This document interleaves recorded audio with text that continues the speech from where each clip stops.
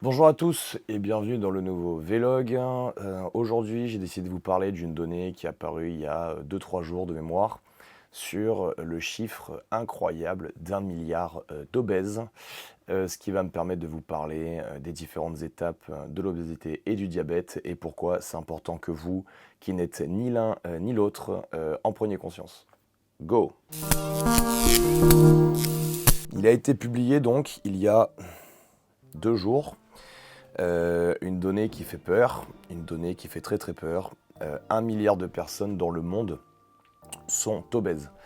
Donc, je vais commencer cette vidéo par un petit rappel de la situation. 1 milliard de personnes obèses, 47,3% des adultes du pays sont en surpoids.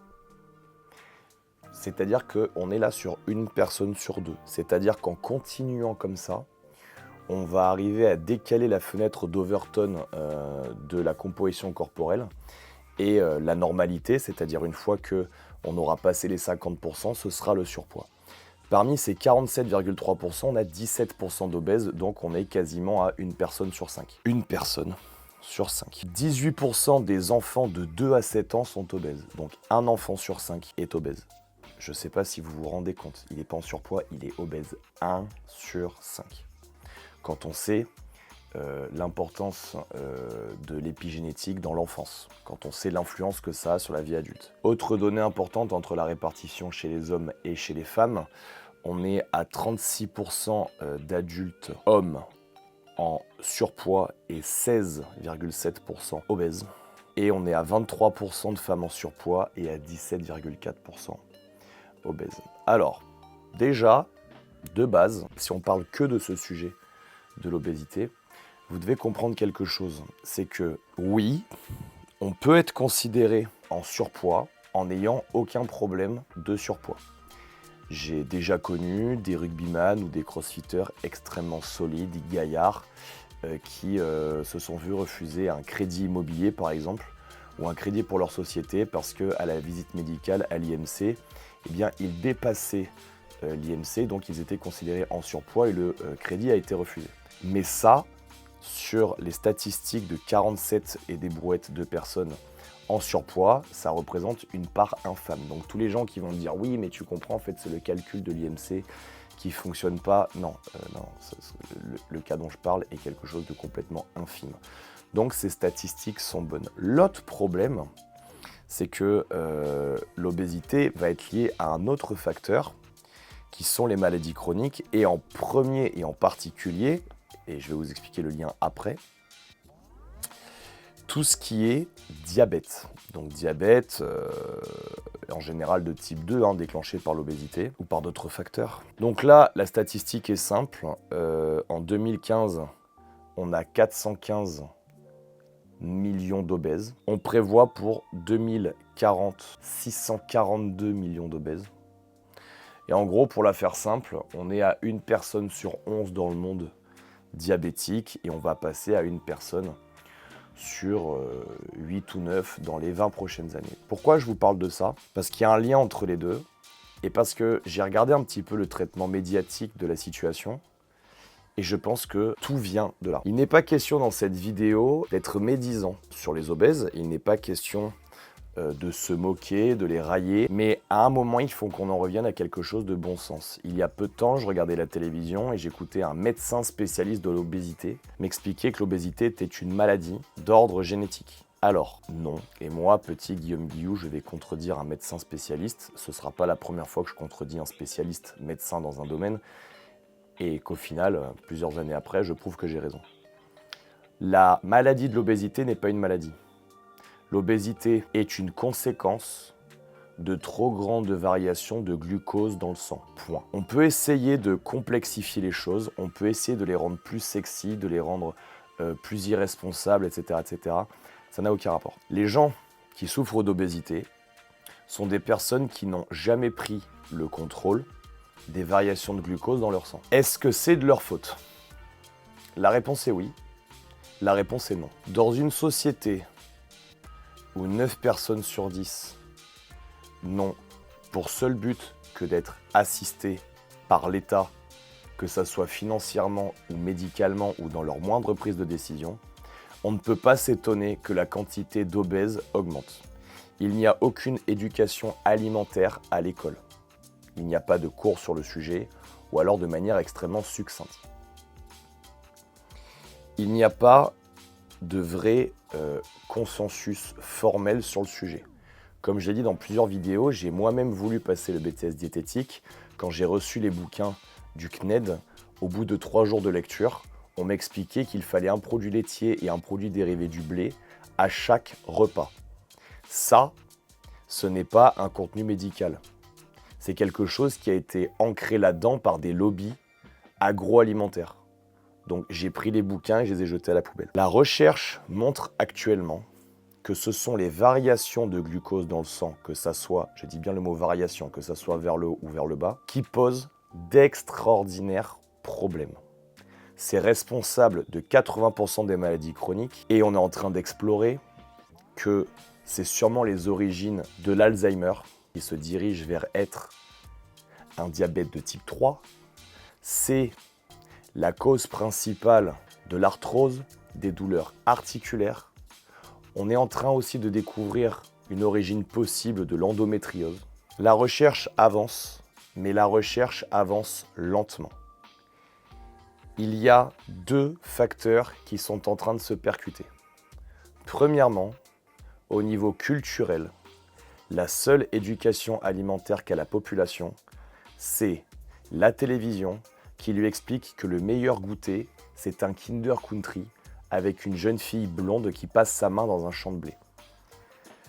On ne peut pas en vouloir à la population française, voire mondiale, de ne pas avoir d'éducation alimentaire. La publicité vous explique que partager un bon moment, c'est autour d'un verre de Coca-Cola. Nous pouvons donc en vouloir au pouvoir public de ne faire aucun travail pour changer les choses. À la suite du Covid, notre président a dit que le sport devait être une grande cause nationale.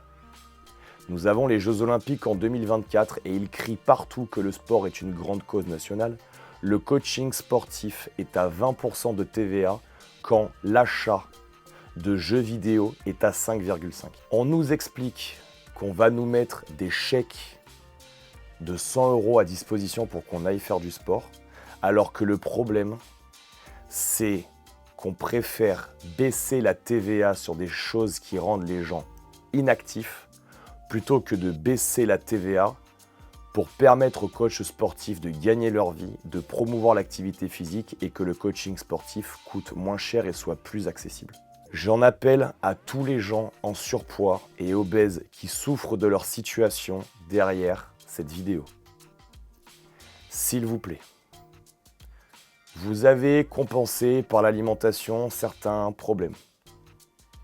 Vous avez aujourd'hui des difficultés à sortir de votre situation. Croyez-moi, il est possible de s'en sortir. Il est possible de s'en sortir sans opération. Il est possible de s'en sortir avec un bien-être mental et physique accru. Je vous promets que c'est possible.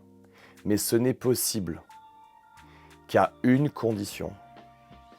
Augmentez vos standards de vie. C'est difficile et que vous souffriez de troubles du comportement alimentaire, de troubles de l'image, de troubles psychologiques ou de troubles de l'addiction, je comprends, ayant été moi-même sujet, qu'il est difficile de s'en sortir. Mais écoutez-moi, des solutions existent. Il n'est pas question de s'affamer, il n'est pas question de faire des choses restrictives. Mais vous devez comprendre que vous avez un corps qui est fait pour fonctionner à un certain régime avec une certaine qualité d'énergie. Il n'y a pas d'obèse qui fait du sport 3 fois par semaine toute sa vie, 1 heure, et qui mange des indices glycémiques bas en contrôlant la charge glycémique de ses apports alimentaires. Vous avez fait fausse route, et ça arrive. Des gens qui ne sont pas dans l'obésité ont fait fausse route dans d'autres domaines de leur vie. Votre surpoids n'est qu'une fausse route dans un domaine de votre vie. S'il vous plaît, ne vous cachez pas derrière l'État français et le corps médical qui vous expliquent que vous êtes des victimes et des malades. Vous êtes peut-être victime de vos travers psychologiques, mais vous n'êtes pas victime de votre génétique. La vie est injuste. Il y a des gens qui ont des cheveux crépus qui voudraient les avoir lisses. Il y a des gens qui ont une énorme masse musculaire et d'autres qui voudraient en avoir moins. Mais si vous aviez fait les choses correctement, vous ne seriez pas dans la situation dans laquelle vous êtes maintenant. Pardonnez-vous, faites le deuil et battez-vous. Augmentez vos standards en vous rappelant que 9 personnes sur 10, peu importe le métier, coach, ostéopathe, chiropracteur, inspecteur de police, instituteur, 9 personnes sur 10 sont parfaitement médiocres dans leur domaine. Continuez à chercher, continuez à apprendre, augmentez vos standards et vous sortirez de votre situation. Mais la voie qui vous est proposée de victimisation, d'opération et de déresponsabilisation de la situation ne vous aide pas. Dans 100% des cas, quand on vous déresponsabilise et on vous explique que vous êtes victime de la situation, on vous enlève les clés de la résolution du problème. Vous avez le pouvoir, que vous soyez obèse, en surpoids ou diabétique, vous avez le pouvoir. Nous avons prouvé avec nos suivis alimentaires qu'on pouvait diminuer chez des individus atteints de diabète de type 2 de 75% la quantité d'insuline que ces personnes s'injectaient sans faire de diète restrictive, simplement en organisant les apports alimentaires différemment. Alors s'il vous plaît, si vous êtes en surpoids et si vous êtes obèse, relevez-vous, augmentez vos standards et repartez au combat pour votre vie.